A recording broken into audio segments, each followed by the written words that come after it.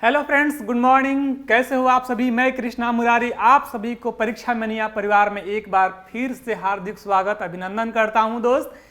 और आज के जो क्लास होने वाला है आपके एग्जाम के लिए काफ़ी महत्वपूर्ण, यानी आपके एग्जाम में जो प्रश्न पूछे जा रहे हैं इतिहास ले, तो इतिहास का काफ़ी इम्पोर्टेंट प्रश्न हम आप सभी के बीच लेकर आए हैं। और जैसा कि आप लोग हमेशा मेरे से पूछ रहे हो कि सर इसके जो पीछे है क्या मतलब प्रोसेस क्या है, जो आप MCQ लेकर आते हैं या फिर लेकर आइएगा, तो उससे पहले आप वन लाइनर में समझा देते हैं। तो चलिए आज का हम क्लास एंड करने के बाद सारा कुछ मैं आपको बताऊंगा कि इसके पीछे रीजन क्या है, रहस्य क्या है। सबसे पहले हम पढ़ाई करते हैं। आइए आज के क्लास हम शुरुआत करते हैं दोस्त। आज के क्लास हम देखिए शुरुआत करते हैं। न पूछो कि मेरी मंजिल कहाँ है, न पूछो कि मेरी मंजिल कहाँ है, अभी तो सफर का इरादा किया है, अभी तो सफर का इरादा किया है। न हारूंगा हौसला उम्र भर, न हारूंगा हौसला उम्र भर, ये मैंने खुद से वादा किया है। तो दोस्त आज इसी के साथ हम चलते हैं अपनी पढ़ाई पर। और आप जो है अपना हौसला बुलंद रखिएगा। मंजिल मिले या ना मिले, लेकिन मेहनत करते रहिएगा, मंजिल तो करीब आ ही जाएगा। चलिए आज के जो प्रश्न है देखते हैं हम। सबसे पहले मैं आपको बता देता हूं कि आपके सामने प्रश्न है, तब ये पूछता है और कैसे, तो बताइए कि जोते हुए खेत, क्या पूछ रहा है, जोते हुए खेत का साक्ष्य कहाँ से मिला है। आप फटाफट इसका आंसर बताइए कि जोते हुए खेत का साक्ष्य कहाँ से मिला हुआ है भारत में। तो याद रखिएगा राजस्थान से, यानी कालीबंगा से। कहाँ से मिला है दोस्त? कालीबंगा से। और कालीबंगा जो है भारत के किस राज्य में है? तो याद रखिएगा राजस्थान में है। कहाँ है? राजस्थान में है। तो जूते हुए साक्ष्य कहाँ से मिला है? कालीबंगा से। और कालीबंगा भारत के किस राज्य में है? तो राजस्थान में। कहाँ है? राजस्थान में है। और कालीबंगा का अर्थ क्या होता है दोस्त? तो याद रखिएगा कालीबंगा का अर्थ होता है काले रंग की चूड़िया। क्या होता है? काले रंग की चूड़िया। दोस्त पूछता है मेसोपोटामिया, मेसोपोटामिया जो आधुनिक नाम इराक है, क्या नाम है? आधुनिक नाम इराक है। और इसका अर्थ क्या होता है? तो याद रखिएगा दो नदियों के बीच की भूमि। तो दो नदियों के बीच की भूमि को दोस्त क्या बोला जाता है? तो याद रखिएगा दोआब बोला जाता है। क्या बोला जाता है? दोआब बोला जाता है, यानी दो नदियों के बीच की भूमि को दोआब बोला जाता है। एसएससी सीजीएल में क्वेश्चन आया हुआ है, आप जाकर देख लीजिएगा। तो दो नदियों के बीच की भूमि को दोआब। अब इसके बाद बात करते हैं ना कि आर्यों की जानकारी सबसे पहले कहाँ से मिलती है, यानी आर्य जो आए भारत में तो उसकी जानकारी मिलती है, तो कहाँ से मिलती है? तो याद रखिएगा ऋग्वेद से मिलती है। कहाँ से मिलती है? ऋग्वेद से मिलती है। वैदिक सभ्यता का, तो देखिए यहाँ पूछते वैदिक सभ्यता का काल क्या था।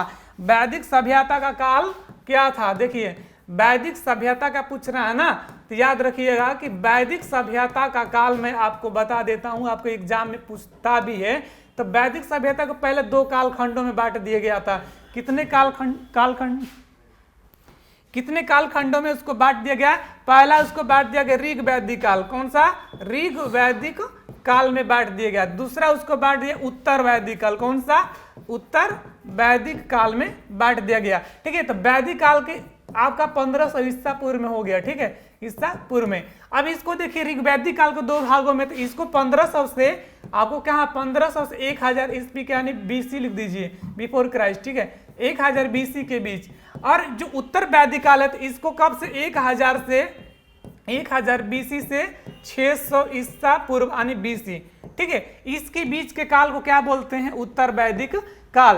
तो वैदिक काल की जो है गणना कहाँ? 1500 ईस्वी में, ईसा पूर्व में। और इसको दो भागों में बांटा गया। तो कौन सा? एक पहला ऋग वैदिक काल, दूसरा उत्तर वैदिक काल में। तो ऋग वैदिक काल की जो गणना है कितना से कितना माना जाता है? तो 1500 से लेकर 1000 BC के बीच को माना जाता है ऋग वैदिक काल। और 1000 से 600 ईसा पूर्व के बीच को क्या माना जाता है? उत्तर वैदिक काल माना जाता है। चलिए जस्ट देखते हैं हम। तो याद रखिए कि वैदिक सभ्यता काल जो है 1500 लेके 600 ईसा पूर्व के बीच माना जाता है और इसमें 2 कालखंडों में बांट दिया जाता है, पहला ऋग वैदिक काल, दूसरा वैदिक काल में, उत्तर वैदिक काल में। ठीक है, तो आप बताइए वैदिक काल में किस जानवर को अखान्य यानी मारनी युग नहीं कहा गया? तो याद रखिए वैदिक काल में मारनी युग नहीं कहा गया। किसको? तो याद रखिए गाय को मारनी युग नहीं कहा गया। बात करते हैं कि ऋग्वैदिक काल में, किस काल में? ऋग्वैदिक काल में आजीवन, क्या बोल रहा है? आजीवन अविवाहित रहने वाली महिला को क्या बोलते हैं? बोला जाता था अमाजू बोला जाता था। ऋग्वैदिक काल में जो महिला विवाह नहीं करती थी उनको क्या कहा जाता था? अमाजू कहा जाता था। दोस्त एक बात बता रहे हैं कि भारत में आर्य आए, आर्य आखिर जो है ना भारत में कितने ईसा पूर्व में आए? तो 1500 ईसा पूर्व में आए। कितने ईसा पूर्व में? 1500 ईसा पूर्व में आए। तो आर्य भारत में कहां से आए थे? तो याद रखिएगा मध्य एशिया से आए थे। कहां से? मध्य एशिया से आए थे। और भारत में कहां बसे थे? तो भारत में पहले पंजाब बसे थे और इसके बाद अफगानिस्तान, पंजाब और अफगानिस्तान में बसे थे। कौन? आर्य बसे थे। और आर्य आए थे कहां से? मध्य एशिया से आए थे। चलिए अगला हम बात करते हैं कि आर्यों का आखिर व्यवसाय क्या था? जो आय का मुख्य व्यवसाय था आर्य लोग का क्या था? तो उस पशुओं को झुंड में लेकर आए थे। क्या दोस्त? पशुओं का झुंड में लेकर आए थे। तो उन लोगों का व्यवसाय यानी आर्यों का मुख्य जो व्यवसाय था वो क्या था? पशुपालन एवं कृषि था। क्या दोस्त? पशुपालन एवं कृषि था, क्योंकि वो अधिकांश ना दूध के बने हुए सब चीज खाते थे, दूध फल खाते थे। क्या खाते थे दोस्त? दूध के बनी हुई उत्पाद। ठीक है, पूछता ना आर्यों की भाषा क्या थी? आखिर वो लोग जो बोलते थे कौन सी भाषा बोलते थे? तो याद रखिएगा संस्कृत बोलते थे। क्या बोलते थे? संस्कृत बोलते थे। यानी आर्यों की जो भाषा थी वो संस्कृत थी। और जो ना क्या बता रहे हैं कि क्या पीते थे उन लोग का पेय पदार्थ क्या था? तो दोस्त आज के समय में जो पीते हैं ना वो आपको याद है, लेकिन मैं बता देता हूं कि वो जो आर्य लोग पीते थे उसको बोलते थे दोस्त सोमरस पीते थे, यानी सोमरस पीते थे। और आज जो लोग पीते हैं उसका तो आपको पता ही है। चलिए कोई बात नहीं। आर्यों का जो समाज, आर्यों का जो प्रिय पशु था, यानी कौन सा पशु जो है काफी, यानी उनको क्या बोलते थे? पशु या देवता था। पहले पशु पूछे ना तो आर्यों का पशु कौन था? तो उसका प्रिय पशु था आर्यों का घोड़ा था। और उस समय में ना आर्यों का प्रमुख देवता कौन थे? तो आर्यों का प्रमुख देवता इंद्र थे। दोस्त कौन से थे? इंद्र थे। और यही इंद्र जाकर ना आगे प्रजापति में बदल जाते हैं, यानी उस समय प्रजापति का रूप लोग मानने लगते हैं। चलिए अब बात करते हैं आर्यों का समाज कैसा था, यानी आर्य जो लोग थे उनका समाज कैसा था? तो बताइएगा। आर्यों का समाज था पितृ प्रधान था। क्या दोस्त? उसमें पिता की महान भूमिका होती थी, यानी जो घर का सबसे बड़ा व्यक्ति होता था ना, यानी बुजुर्ग व्यक्ति, वहीं घर का क्या होता था? प्रधान होता था, यानी मुखिया होता था। बताइएगा कि वेदों की संख्या कितनी है? आपके एग्जाम में पूछता है सिंपल सा कि वेदों की संख्या कितनी है? तो वेदों की संख्या कितनी है? तो वेदों की संख्या 4 है। कौन कौन सा है भाई? तो ऋग्वेद है, इसके बाद कौन सा है? तो आपका अथर्ववेद है, इसके बाद कौन सा है? सामवेद है, और एक कौन है? तो यजुर्वेद है। ये कौन सा है? यजुर्वेद है। ठीक है, तो याद रखिएगा कि वेदों की संख्या 4 और वेदांगों की संख्या 6 है। वेदांगों की संख्या कितनी है? 6 है। ठीक है, सबसे प्राचीन वेद कौन सा है बताइएगा? तो सबसे प्राचीन वेद ना ऋग्वेद है। कौन सा है? ऋग्वेद है। सबसे प्राचीन वेद कौन सा है? ऋग्वेद। और ऋग्वेद के संकलन आदि उनका रचयिता कौन है? ऋग्वेद के रचयिता कौन है? तो याद रखिएगा ऋग्वेद के रचयिता कौन है? कृष्ण द्वैपायन उनको बोला जाता है, वेद व्यास है। यानी ऋग्वेद यानी प्राचीन जो वेद है ऋग्वेद, ऋग्वेद के रचयिता कौन है? तो वेद व्यास को कहा जाता है। इसके बाद बात करते हैं ना दोस्त के ऋग्वेद में जो ऋचाओं को पढ़े ना, जो ऋग्वेद में श्लोक है उसको बोला जाता है ऋचा। जो ऋग्वेद में श्लोक है उसको क्या बोला जाता है? ऋचाओ। और उसको जो पढ़ते हैं ना उसको लोग बोलते थे ऋषि होत। क्या बोलते हैं? होतु या होत। याद रखिएगा होतु भी कहीं लिखा रहता है, होतु।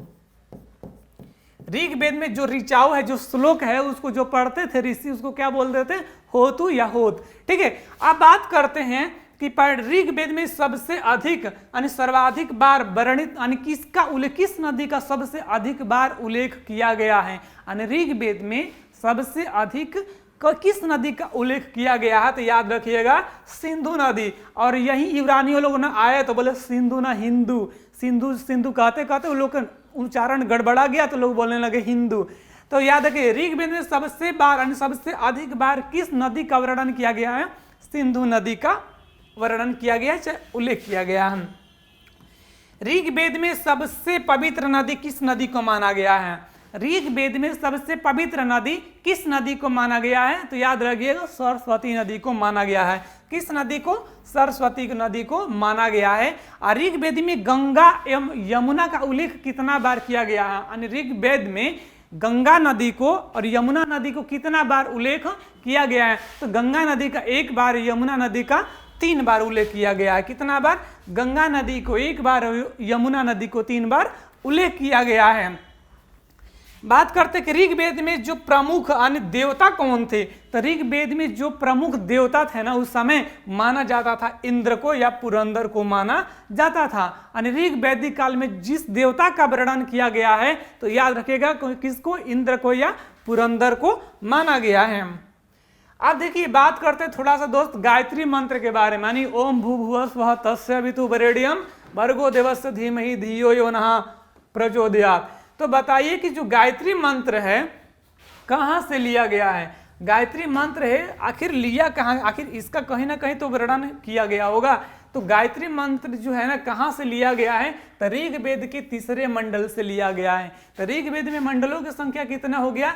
10 मंडल हो गया। और जो उसमें सूक्त है ना, कितना सूक्त किया गया? तो 1028 सूक्त है। ठीक है। अब देखिए गायत्री जो मंत्र है उसकी रचना किसने किया था? तो गायत्री मंत्र की रचना किए थे विश्वामित्र किए थे। किसने किए थे?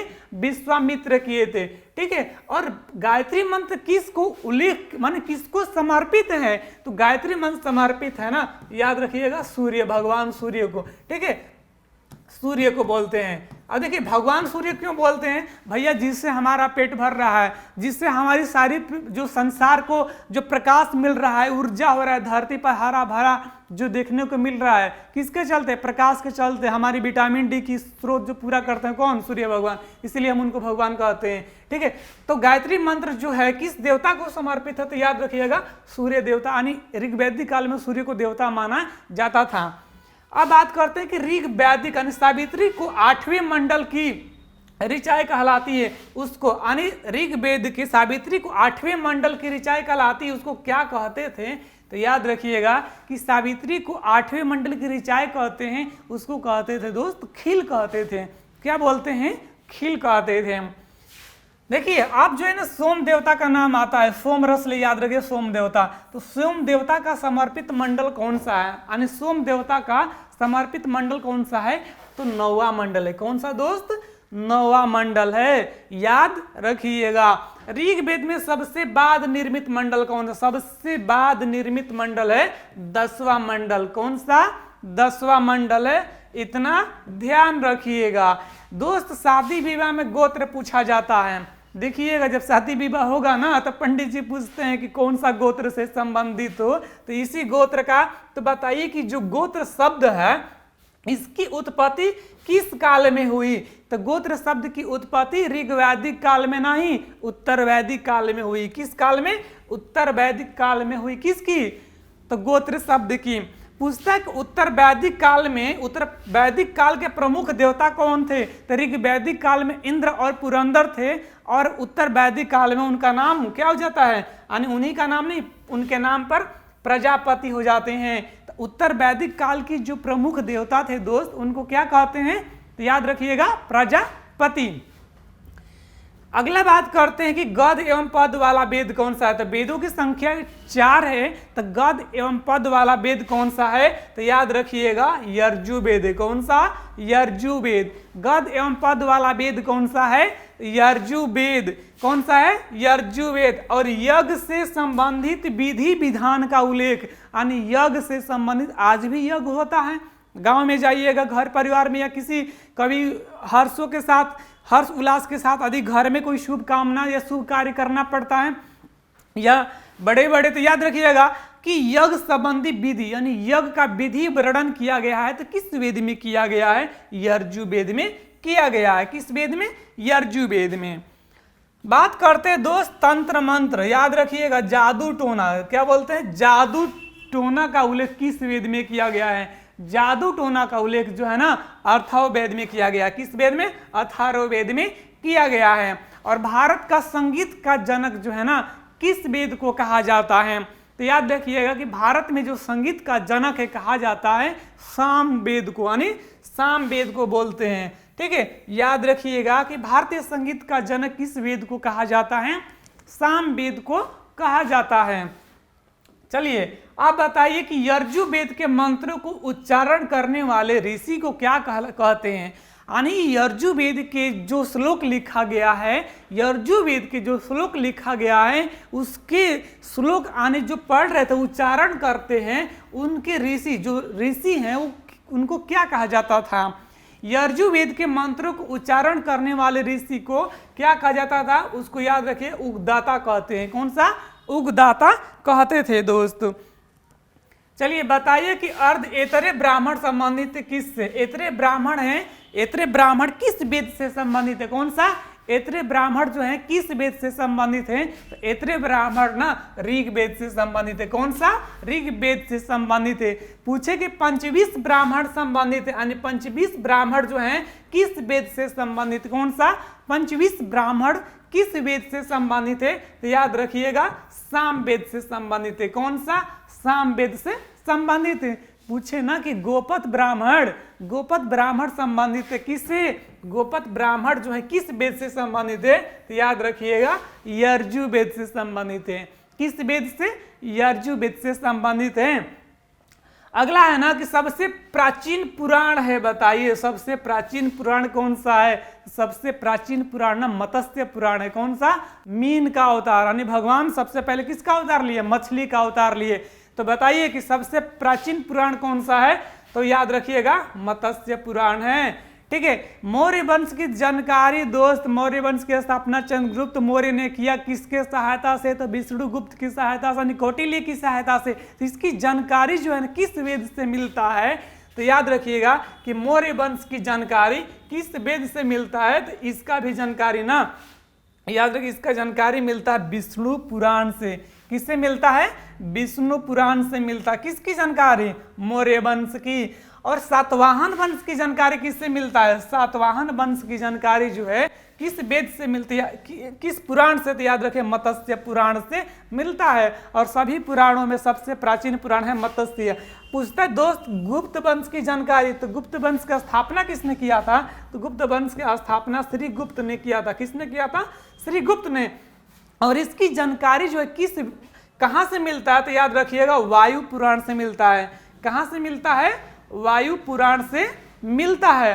और दर्शन में न सबसे अधिक, कौन सा? दर्शन में सबसे अधिक, यानी भारत का सबसे प्राचीन दर्शन कौन सा है? तो याद रखिएगा सांख्य दर्शन है। कौन सा?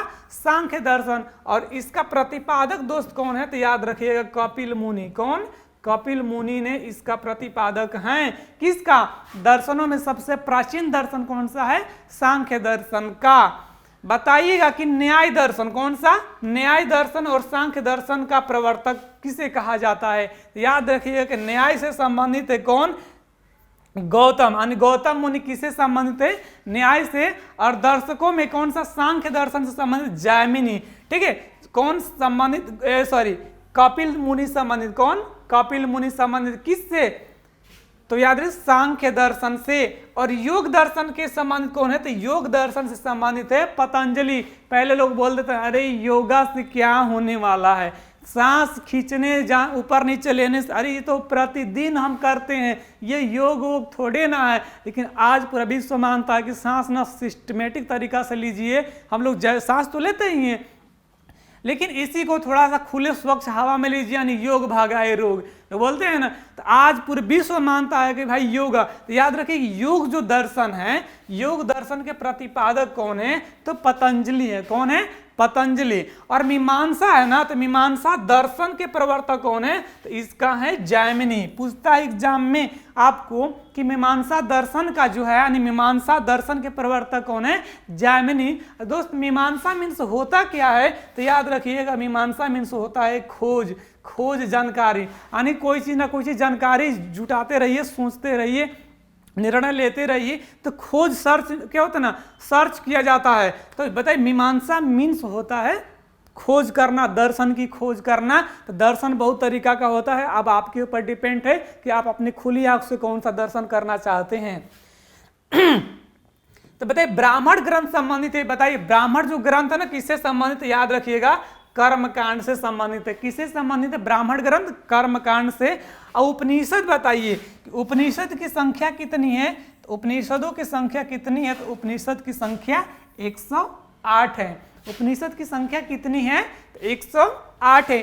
आज जो हम दोस्त क्लास जो ना आपको रिवीजन करा रहे हैं, बहुत काफ़ी इंपॉर्टेंट प्रश्न है और आपके एग्जाम के लिए ना, चाहे किसी भी एग्जाम का प्रिपरेशन करते हो आप ये भी देखे हो कि बोलते हैं ना लक, जिसको बोलते हैं भाग्य। तो एक बात बता रहे हैं, कभी कभी ना आसान क्वेश्चन आपके एग्जाम से बाहर करता है और भारी क्वेश्चन आपका साथ दे देता है। तो ये जो छोटा मोटा क्वेश्चन हम लोग बोलते अरे ये तो मैं बना ही दूंगा, और यही एग्जाम में आपको बाहर कर देता है। इस चीज़ को ध्यान रखिएगा। आप किसी छोटा चीज़ को ना आसान मत समझिएगा, वहीं आपको एग्जाम में बाहर करेगा। कठिन चीज़ पर कहा जाता है ना दोस्त कि ठोकर तो छोटे छोटे पत्थरों में लगता है, पहाड़ों पर कहाँ।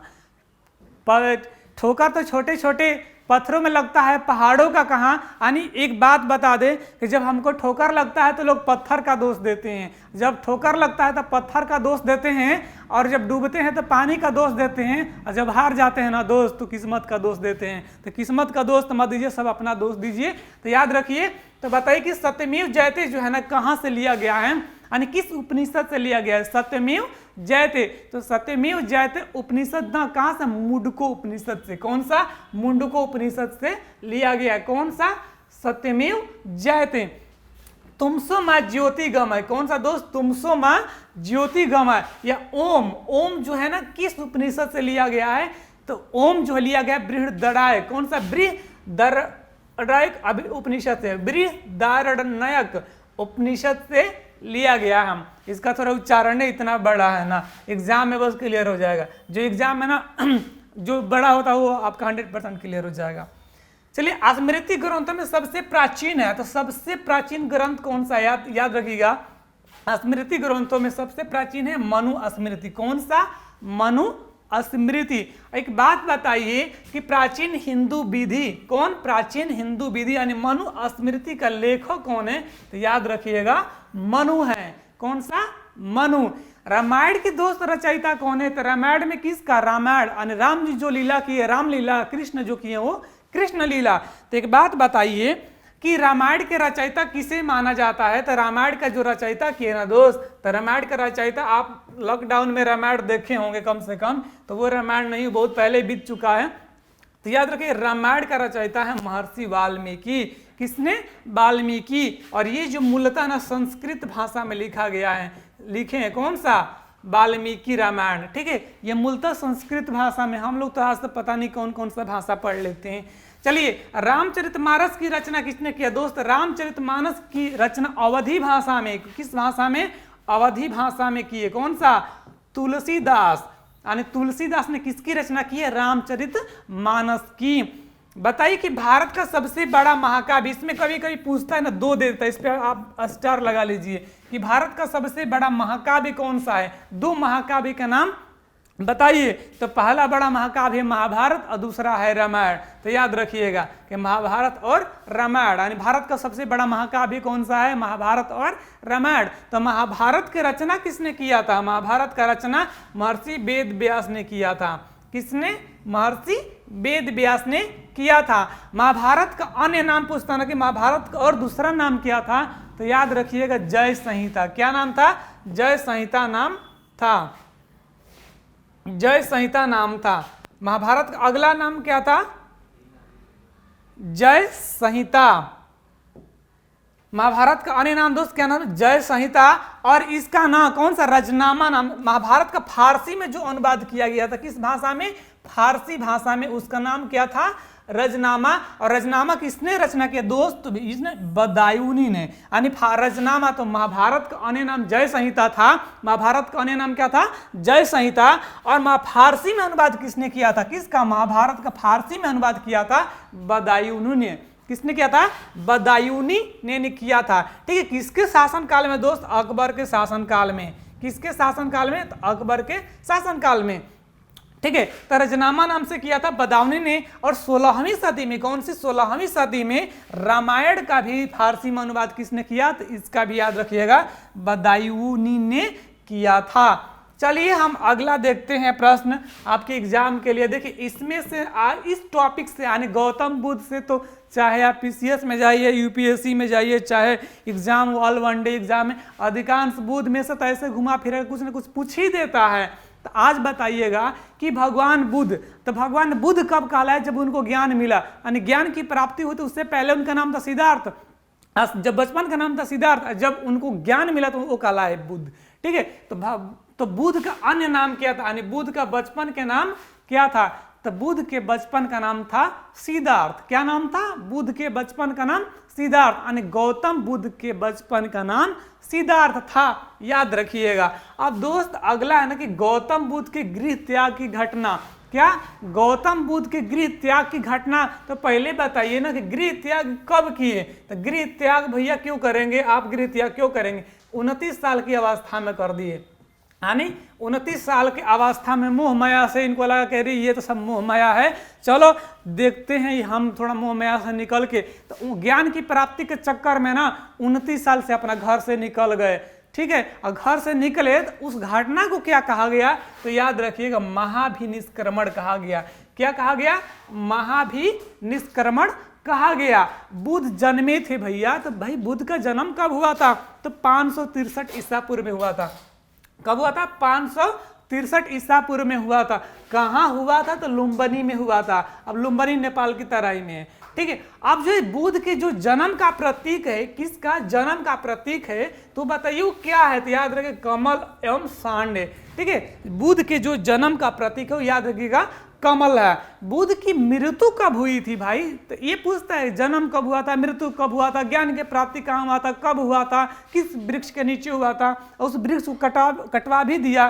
तो याद रखिए कि बुद्ध की मृत्यु हुई थी कब, 483 ईसा पूर्व में। कब, 483 ईसा पूर्व में। कहाँ हुई थी, तो याद रखिएगा कुशीनगर में। कहाँ हुई थी, कुशीनगर में। और कुशीनगर कहाँ है, तो याद रखिएगा उत्तर प्रदेश में। कहाँ है, उत्तर प्रदेश में। उत्तर प्रदेश का राजधानी कहाँ है, तो याद रखिएगा लखनऊ। कहाँ है, लखनऊ। लखनऊ किस नदी के तट पर है, तो याद रखिएगा गोमती नदी के तट पर है। कौन सी, गोमती के तट पर है। चलिए बात करते हैं हम अगला कि गौतम बुद्ध की मृत्यु की घटना को क्या कहा जाता है। ये पूछता गौतम बुद्ध की मृत्यु की घटना, तो गौतम बुद्ध की मृत्यु हुई थी 483 ईसा पूर्व में।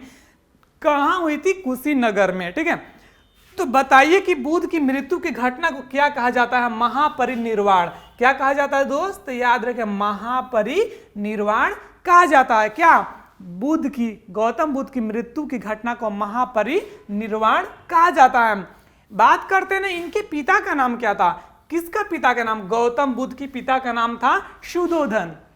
क्या नाम था, सुधोधन नाम था। और ये ना शाक कुल के मुखिया थे। किसका, शाक कुल के मुखिया थे। कौन, गौतम बुद्ध के पिता। तब पूछता है कि जो गौतम बुद्ध किस कुल से संबंधित थे, तो याद रखिएगा शाक कुल से संबंधित थे। चलिए बताइए कि बुद्ध की माता का नाम क्या था, तो गौतम बुद्ध की माता का नाम था महामाया। क्या नाम था, महामाया। चलिए दोस्त एक बात बता देते हैं कि इनकी जो ना पोषण, यानी गौतम बुद्ध की बचपन से पोषण पालन किसने किया था, इसका कमेंट बॉक्स में आप आंसर देना कि गौतम बुद्ध को बचपन से लेकर बड़ा तक किसने किया था, यानी उनका। तो याद रख, इसका कमेंट बॉक्स में दोस्त छापना आंसर, बताना कि बुद्ध के प्रथम गुरु कौन थे। जब गौतम बुद्ध अपने घर से निकले 29 साल की अवस्था में, अज्ञान की प्राप्ति मिला 35 साल की अवस्था में, तो सबसे पहले जो गुरु मिले ना उनका नाम था अलार कलाम। क्या नाम था उनका, अलार कलाम। याद रखिएगा कि सबसे पहला उनका गुरु कौन थे, अलार कलाम। बुद्ध के प्रिय घोड़ा था दोस्त, उनके जो घोड़ा था ना प्रिय, उसका बताइए नाम क्या था, ये सारथी कथक चना कहा जाता था। किसको, बुद्ध के प्रिय कंथक। ओके, तो बुद्ध के प्रिय जो घोड़ा था उसका दोस्त सारथी कंथक चना नाम था। चना चना चना चना, याद रखिएगा वो चना नहीं। तो बात करते हैं अगला, बताइएगा कि बुद्ध के गृह त्याग की प्रतीक क्या है। तो जब गृह त्याग की प्रतीक न दोस्त याद रखिए घोड़ा है और जन्म क्या है, कमल। बुद्ध की प्रथम प्रवचन कहलाया। तो जब ज्ञान की प्राप्ति मिला तब न प्रवचन कहेंगे। तो ज्ञान की प्राप्ति हुई 35 साल की अवस्था में। कहाँ हुई थी? 35 साल की अवस्था में। और हुई कहाँ? बोध गया में। अब बोध गया कहाँ है? बिहार में। कहाँ है? बिहार में है। ठीक है, तो याद रखिए गौतम बुद्ध की ज्ञान की प्राप्ति 35 साल की अवस्था में कहाँ हुई? गया में हुई। किस नदी के किनारे हुई? तो निरंजना नदी किनारे हुई। किस नदी किनारे? निरंजना नदी किनारे। किस वृक्ष के नीचे हुई? पीपल वृक्ष के नीचे हुई। किस वृक्ष के नीचे? पीपल वृक्ष के नीचे हुई। ठीक है, तो बताइए कि बुद्ध का जो प्रथम प्रवचन है यानी जिन उपदेश दिए उस उपदेश को क्या कहा जाता था? तो सबसे पहले उपदेश दिए सारनाथ यानी वाराणसी के सारनाथ में। ठीक है, तो याद रखिए उसको कहा जाता धर्म चक्र परिवर्तन। क्या बोला जाता है? धर्म चक्र परिवर्तन। यानी गौतम बुद्ध ने प्रथम अपना स्पीच जो दिए, उपदेश दिए, उसको क्या कहा जाता है? धर्म चक्र परिवर्तन। ठीक है, इसके बाद बताया कि बुद्ध ने प्रथम उपदेश दिया तो कहाँ दिए थे? तो याद रखिए सारनाथ में दिए थे। कहाँ दिए थे? सारनाथ में दिए थे। और बुद्ध ने उपदेश दिया था किस भाषा में दिए थे? तो याद रखिए पाली भाषा में दिए थे। ठीक है, किस भाषा में? पाली भाषा में दिए थे। अगला बताइए कि बुद्ध ने सबसे अधिक उपदेश कहाँ दिए? यानी गौतम बुद्ध ने सबसे अधिक उपदेश कहाँ दिए थे? तो याद रखिएगा श्रावस्ती में। कहाँ दिए थे? श्रावस्ती में दिए थे। और बौद्ध ग्रंथ में सबसे प्राचीन ग्रंथ बताइए कौन सा है? बौद्ध ग्रंथ में सबसे प्राचीन ग्रंथ है त्रिपिटक। कौन सा है? त्रिपिटक। ठीक है, तो बौद्ध ग्रंथ में सबसे प्राचीन ग्रंथ कौन सा है? त्रिपिटक है। अगला बताइए कि त्रिपिटक ग्रंथ किसका है? जैन का है? बौद्ध का है? तो याद रखिएगा बुद्ध के जो उपदेशों का वर्णन किया गया है यानी बुद्ध का उपदेश किसमें वर्णन किया गया है? तो याद रखिएगा त्रिपिटक ग्रंथ में वर्णन किया गया है। बौद्ध धर्म के त्रिरत्न है। बताइए बौद्ध धर्म के त्रिरत्न बताइए। बुद्ध, धम्म और संघ। कौन सा है? बुद्ध, धम्म और संघ। ठीक है, तो बौद्ध धर्म के त्रिरत्न है बुद्ध, धम्म, संघ। याद रखिएगा कि गौतम यानी बौद्ध धर्म ग्रहण करने वाले पहली महिला कौन थी? तो इनके मौसी थी कौन? गौतमी। किसने सबसे पहले बौद्ध धर्म के ग्रहण किया? गौतमी ने। और एक बात बताइए कि बुद्ध चरित्र की रचना किसने किया? तो बुद्ध चरित्र का रचना किसने किया? तो याद रखिए अश्वघोष ने किया। किसने किया? अश्वघोष ने किया। चलिए अगला रिपीट करते हैं हम कि सबसे पहले बौद्ध संगति कहाँ हुई थी? कब हुई थी? तो बताइए कि प्रथम बौद्ध संगति का आयोजन कब हुई थी? तो बौद्ध संगति की आयोजन हुआ था 483 ईसा पूर्व में। कब हुआ था? 483 ईसा पूर्व में हुआ था। ठीक है, तो बताइए कि प्रथम बौद्ध संगति जो हुई थी कब हुई थी? 483 ईसा पूर्व में हुआ था। इसके बाद कहाँ हुई थी? तो याद रखिए राजगीर में हुआ था। और किसके शासन काल में हुआ था? तो अजात शत्रु के शासन काल में हुआ था। किसके शासन काल में? अजात शत्रु के शासन काल में। तो फिर से बताइएगा कि प्रथम बौद्ध संगति का आयोजन कब किया गया था? 483 ईसा पूर्व में किया गया था। कहाँ किया गया था? राजगीर में किया गया था। किसके शासन काल में किया गया था? अजात शत्रु के शासन काल में किया गया था। चलिए दूसरा बताइए कि दूसरा बौद्ध संगति का आयोजन कब हुआ था? 100 साल घटा दीजिए यानी 383 ईसा पूर्व में हुआ था। द्वितीय बौद्ध संगति का आयोजन कब हुआ था? तो 383 ईसा पूर्व में हुआ था। आखिर कहाँ हुआ था? तो याद रखिएगा वैशाली में हुआ था। और वैशाली कहाँ स्थित है? तो याद रखिएगा बिहार में एक जिला है। ठीक है, वैशाली जिला। तो द्वितीय बौद्ध संगति का आयोजन किसके शासन काल में किया गया था? तो कालाशों के शासन काल में किया गया था। किसके शासन काल में? कालाशों के शासन काल में किया गया था। अगला बताइए कि तृतीय तो तीसरा बौद्ध संगति का आयोजन किया गया था। कौन सा? तीसरा बौद्ध संगति का आयोजन किया गया था। तो बताइए कि तीसरा बौद्ध संगति का आयोजन कब किया गया था? तो याद रखिए 250 ईसा पूर्व में किया गया था। ठीक है, कहाँ किया गया था? तो पाटलिपुत्र में किया गया था। और किसके शासन काल में किया गया था? तो अशोक के शासन काल में किया गया था। चलिए बताइए कि चतुर्थ जो बौद्ध संगति है यानी चतुर्थ बौद्ध संगीति। तो ये इसका जो है ना ईसा की प्रथम शताब्दी में, कहाँ, ईसा की प्रथम शताब्दी में। तो ईसा के मतलब कि ईसा मसीह के जन्म से एक तारीख से 1 से, ठीक है। तो चतुर्थ बौद्ध संगीति के आयोजन कहाँ हुआ था? तो याद रखिए कुंडलवन कश्मीर में हुआ था। कहाँ हुआ था? कुंडलवन कश्मीर में हुआ था। इसके बाद किसके समय हुआ था? तो कनिष्क के समय हुआ था, इतना ध्यान रखिएगा। चलिए अगला बात करते हैं कि प्रथम बौद्ध संगति के अध्यक्ष कौन थे? बताइए कि अगला जो है कि प्रथम बौद्ध संगति के अध्यक्ष कौन थे? तो याद रखिए प्रथम बौद्ध संगति के अध्यक्ष महाकश्यप थे। कौन थे? महाकश्यप थे। कौन? प्रथम बौद्ध संगति के अध्यक्ष याद रखिएगा कौन थे? महाकश्यप। और दूसरा बौद्ध संगति के अध्यक्ष कौन थे? तो याद रखिएगा सब्बाकामी। कौन थे? सब्बाकामी। तो दूसरा बताए कि दूसरा जो बौद्ध संगीति हुआ था उसका अध्यक्ष कौन थे? सब्बाकामी। और तीसरा जो बौद्ध संगीति हुआ था उसका अध्यक्ष कौन था? मोगली पुत्र तीसस। कौन थे? मोगली पुत्र तीसस। और इसके बाद चौथा जो बौद्ध संगीति हुआ था उसका अध्यक्ष कौन थे? याद रखिएगा वसुमित्र। कौन थे? वसुमित्र। फिर से रिपीट कीजिए कि प्रथम बौद्ध संगीति का अध्यक्ष किसने किया था, यानी अध्यक्षता किसने किया था? तो महाकश्यप ने। और दूसरा किसने किया था? सब्बाकामी ने। तीसरा बौद्ध संगति की अध्यक्षता किसने की थी? मोगली पुत्र तीसस ने किया था। और चौथा जो है यानी चतुर्थ बौद्ध संगति का अध्यक्ष किसने किया था? वसुमित्र ने किया था। किसने किया था? वसुमित्र ने। और अगला बताइए कि बौद्ध धर्म का पूजा स्थल को क्या कहा जाता है? तो बौद्ध धर्म के पूजा स्थल को ना क्या कहा जाता है? याद रखिए चैत्य मंडल कहा जाता है। क्या कहा जाता है? चैत्य मंडप कहा जाता है। चलिए बताइए कि बुद्ध के जो पूर्व जन्म पर आधारित कथा है उसका नाम क्या है? किसमें वर्णन किया गया है? तो याद रखिएगा जातक में वर्णन किया गया है। और जातक ग्रंथ जो किससे संबंधित है? तो याद रखिएगा बौद्ध धर्म से संबंधित है। अगला बताइए कि बौद्धों का पवित्र ग्रंथ क्या है? तो बौद्धों का जो पवित्र बौद्ध धर्म का सबसे पवित्र ग्रंथ है वो है जातक ग्रंथ। क्या है? वो है जातक ग्रंथ। चलिए बताइए लास्ट क्वेश्चन आज का दोस्त। और इतना जो प्रश्न है ना, ये सब जो सेटअप आप जो देख रहे हैं ना, इसके लिए हम तो पढ़ाते हैं, आपको गाइड करते हैं ना। इस आप बार बार हमसे पूछते हैं कि सर ये जो क्वेश्चन है आपका जो तैयार करते हैं, जो टेक्निकल टीम है, सर कितना बार, बहुत सारे मेरे दोस्त ये पूछते हैं कि आप उनको बताइए सर कि इतना जो मेहनत आपके लिए करते हैं इसके पीछे कौन सा वो दोस्त है। तो मैं उस दोस्त से आज आपको मिलवाना चाहता हूँ। इसके बाद मैं आपको बताऊँगा एशिया के ज्योति पुंज किसे कहा गया है। तो हमारे दोस्त आ रहे हैं जो हमारे पीछे वो मेहनत करते हैं।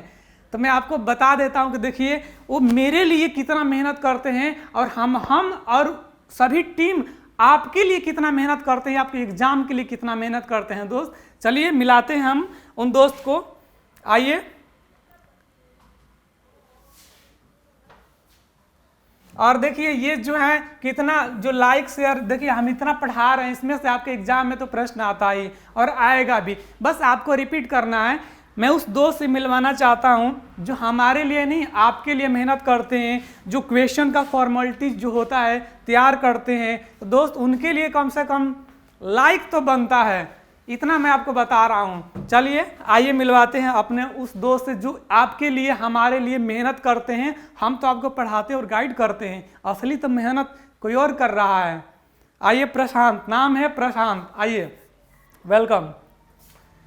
ये हमारे दोस्त हैं प्रशांत और इन्होंने इन्हीं की मेहनत से हम आपको गाइड करते हैं। और ये जो प्रश्न देखते हैं कितना सेटअप, कितना मेहनत इसके लिए, कितना इसके जो पीछे, हम तो देखते हैं कि आप तो खाली पूछते हैं कि सर 30 मिनट क्लास होती है, 20 मिनट क्लास होती है, लेकिन इस 30 मिनट के पीछे जो रीजन होता है, जो रहस्य होता है, ये सब इनकी देन है। अभी देखिए इनका नाम प्रशांत है, इनका नाम प्रशांत, और प्रशांत से ना कितना प्रश्न मैं आपको बना दूंगा कि विश्व का सबसे बड़ा महासागर भी याद रखिएगा प्रशांत है, सबसे गहरा महासागर पूछे तो याद रखिएगा प्रशांत है, और सबसे अधिक भूकंप जो होता है ना, सबसे अधिक भूकंप भी किस महासागर में? प्रशांत महासागर में। तो देखिए आप लोग के लिए इतना मेहनत करते हैं और इनके लिए कम से कम एक लाइक जरूर बनता है दोस्त।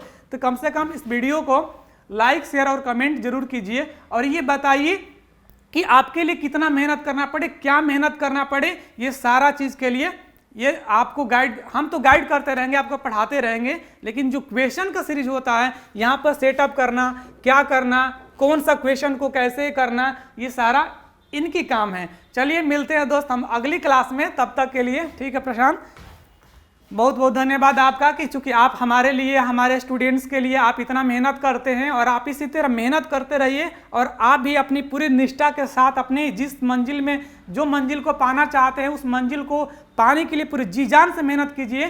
दोस्त आप लोग भी अपनी मंजिल के करीब जाने के लिए मेहनत कर रहे हैं, तो आप इतना मेहनत कीजिए कि आपकी वो मंजिल मिल जाए। मिलते हैं दोस्त अगली क्लास में और आपके लिए सभी हमारे टीम मिलते रहेंगे आपसे और आप लोग के लिए हमेशा कुछ ना कुछ प्रेरणादायक विचार में लेके आता रहूँगा। दोस्त जय हिंद, धन्यवाद।